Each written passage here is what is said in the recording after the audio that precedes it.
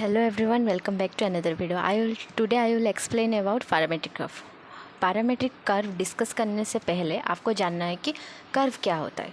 Curve क्या होता है, आपको क्या है, एक इक्वेशन गिवन है, उस इक्वेशन में आपको एक वेरिएबल का वैल्यू डालना है. वैल्यू डालने के बाद आपको दूसरा वेरिएबल का वैल्यू पता चल जाएगा.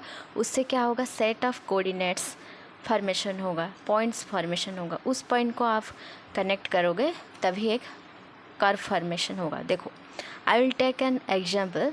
y is equal to x square. When I put value of x is equal to 0 I will get y is equal to 0.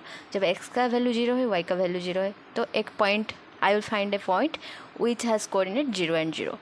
When I put the value of x is 1, I also get the value of y is equal to x square. 1 का square है 1, 1 1 another point.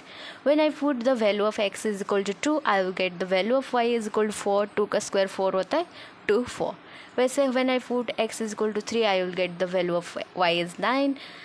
When I connect these points, I will get a curve which is a parabola. It represents a curve. The curve is named as a parabola. वैसे ही parametric curve क्या होता है, आपको क्या है, एक कर्व का इक्वेशन लिखना है.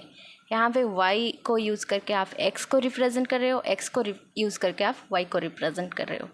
जब आप एक कर्व का इक्वेशन फॉर्मेशन करोगे एंड उसमें क्या करोगे, आप x एंड y के बदले एक तीसरा वेरिएबल यूज़ करोगे, तभी उसको हम पैरामेट्रिक कर्व बोलते हैं. Let's discuss about some examples.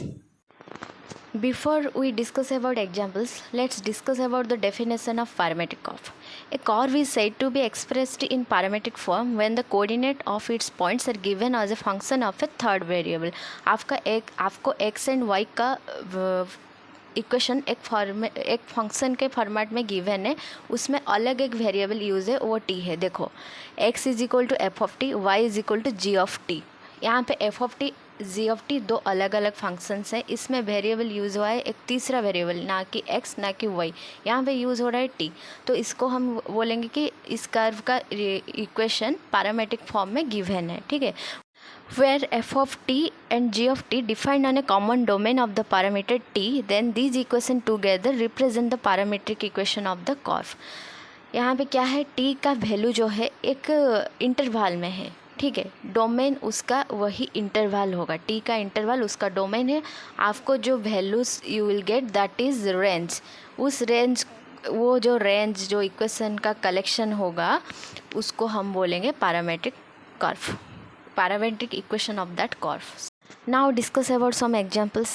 Circle का जनरल इक्वेशन है x square plus y square is equal to r square. इसको जब हम पैरामेट्रिक फॉर्मेट में लिखेंगे तब x इज इक्वल टू क्या होगा, r cos t, y is equal to r sine t. इसका जो इंटरवल है 0 से लेकर 2 पाई है.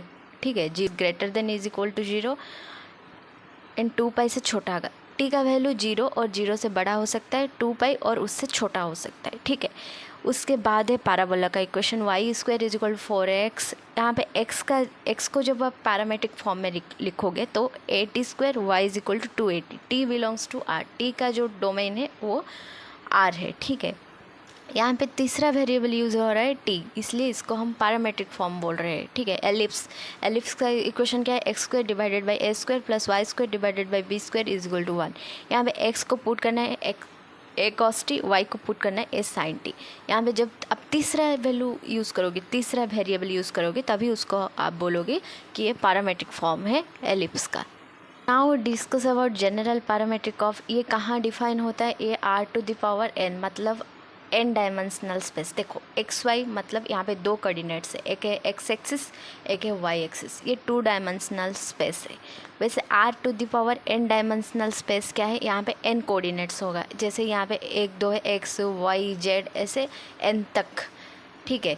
उसके बाद आप जब यहाँ पे क्या कर रहे हो, x is equal to in terms of t लिख रहे हो, वैसे यहाँ पे क्या होगा, एन कोऑर्डिनेट्स के लिए एन पैरामेट्रिक फॉर्म्स होंगे. एक्स के लिए एक, वाई के लिए एक, वैसे तीसरा जो एक्सिस होगा जेड एक्सिस, उसके लिए एक पैरामेट्रिक फॉर्म.